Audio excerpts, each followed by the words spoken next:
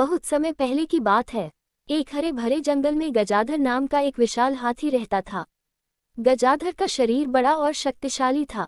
जंगल के सारे जानवर उससे डरते थे, क्योंकि जब वह चलता तो धरती हिलती और जब वह चिंघाड़ता तो दूर तक उसकी आवाज गूंजती। गजाधर को अपने बल पर बहुत घमंड था।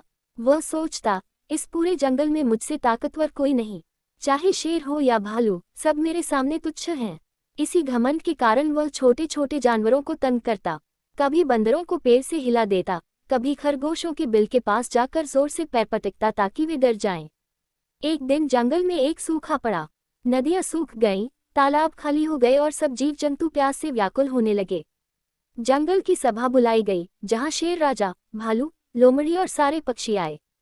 गजाधर भी वहां पहुंचा और बोला, तुम सब चिंता मत करो, मैं इतना शक्तिशाली हूं कि अकेला ही पानी ढूंढ लाऊंगा। सभी ने उसकी बात मान ली। गजाधर इधर उधर खोजता रहा, लेकिन कई दिनों की कोशिश के बाद भी पानी का कोई स्रोत उसे नहीं मिला। वह थककर बैठ गया और सोचने लगा, शक्ति होते हुए भी मैं सबकी मदद नहीं कर पा रहा। उसी समय एक छोटा सा चूहा उसके पास आया। चूहा बोला, गजाधर भैया, मैंने पहाड़ी के पीछे एक पुराने कुएं की गंध सूंघी है। शायद वहां पानी हो। गजाधर हंसते हुए बोला, अरे नन्हे, तू क्या मेरी मदद करेगा? मैं इतना बड़ा हूं और तू इतना छोटा। लेकिन प्यास से व्याकुल जानवरों की हालत देख गजाधर ने चूहे की बात मान ली और उसके पीछे चल पड़ा।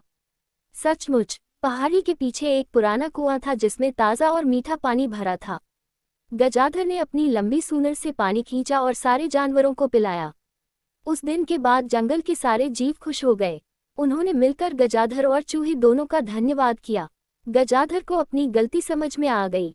उसने महसूस किया कि केवल बड़ा और शक्तिशाली होना ही सच्ची ताकत नहीं है, बल्कि दूसरों की मदद करना और सबको साथ लेकर चलना ही असली ताकत है। उस दिन के बाद गजाधर ने छोटे जानवरों को कभी नहीं तंग किया।